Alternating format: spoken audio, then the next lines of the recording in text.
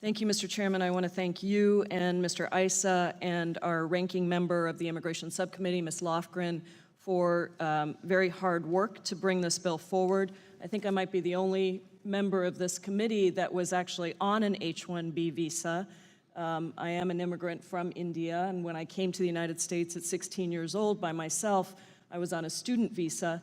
For those who think it's easy, even for those who come here legally, to get status, it took me 17 years to get my citizenship, and I was on an H-1B in that process. So I do know this program well. I believe I was not one of the people who was hired with an abuse of the program, and it's a real honor to be here now on this committee. And so I do believe that this H-1B program is critical to ensure that our country is able to bring in the talent that we need to ensure a strong workforce and economy. But it's true that it has not been reformed in decades and is in dire need of repair. And I think that this bill, in a small way, it is not the big reform that I think many of us believe is necessary, but in a small way, I think it puts forward very important reforms that would stop outrageous and unfair abuses of the program, so that we can protect American workers and that we can make sure that foreign workers who are brought to this country under H-1Bs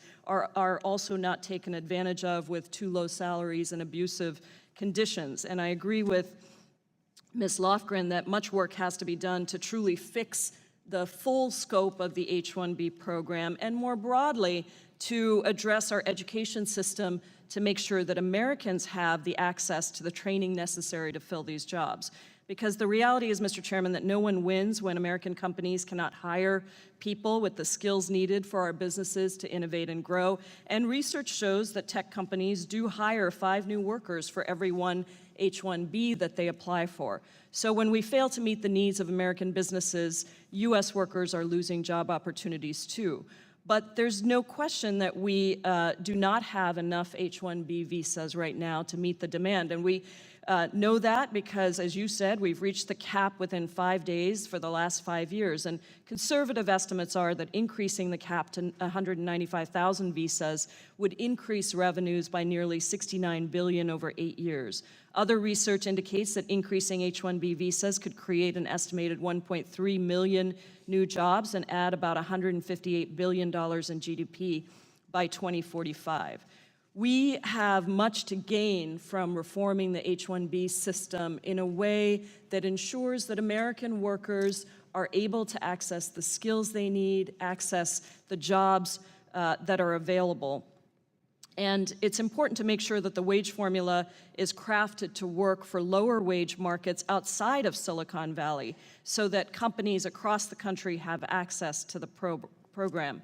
I do want to caution that we don't broad brush the existing abuses of the H-1B system in a way that is xenophobic or contributes to a particular stereotype of workers from a certain region. I'm aware that 74% of the workers that get H-1B visas are from India. It is a country where my parents still live because under our broken immigration system, I was never able to bring my parents here. It would have taken 20 years for me to bring my parents to live in the same country as me and grow up to see their grandchildren next door. And so let's be clear that while there are abuses that we have to crack down on, we must crack down on, we must protect U.S. workers, the reality is that there are many Indian companies and Indian workers who are contributing a great deal to our economy. And I would just say that there are statistics that the IT sector employs more than 100,000 workers in America, and that India's IT sector has invested and generated payments of more than $20 billion to U.S. federal, state, and local taxes. And so there's a great deal of good that happens when we have fair access to markets across the world. And the question really to me is not about whose jobs, as sometimes this debate around jobs is created. It's not about whose jobs, it's about more jobs and better jobs. And that, I think, needs to be our focus.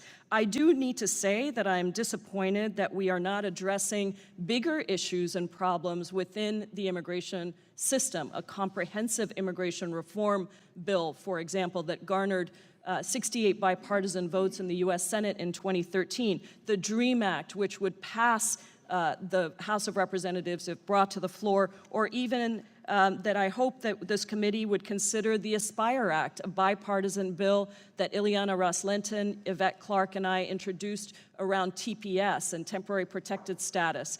And so I hope this is just the first step to a much broader fix of our broken immigration system. And I, again, thank the tremendous work of Ms. Lofgren. I thank Mr. Issa and the chairman for bringing this forward. I yield back.